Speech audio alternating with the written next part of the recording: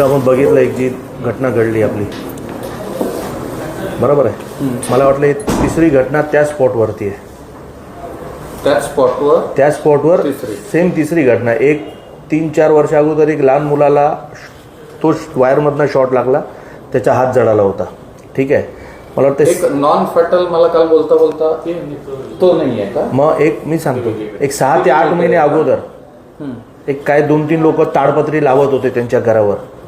तर त्या स्पॉट तेवढ्याच एरियामध्ये 3 लोक मेलेत. 6-8 महिने झालेत. आपल्याकडे तेच सांगतोय. म्हणजे मी तुम्हाला सांगतोय, नाही, मी आता जॉईन झालेलं आहे म्हणजे त्याच्यामुळे म्हणून मला वाटतं हे किती महिने झाले साहेब आपल्याला. मी आता 1 जूनला आलोय. 1 जूनला आलात ना, मग तुम्हाला नसेल माहीत.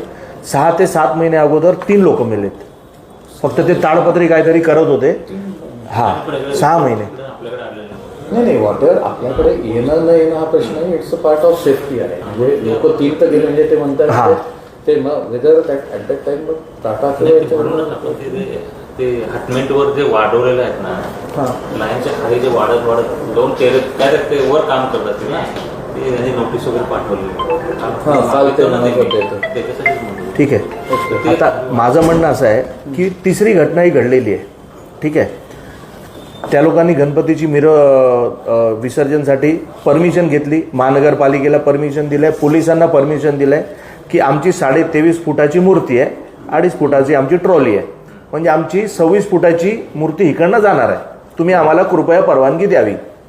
बरोबर. महानगरपालिकेने परवानगी दिली, पोलिसांनी परवानगी दिली.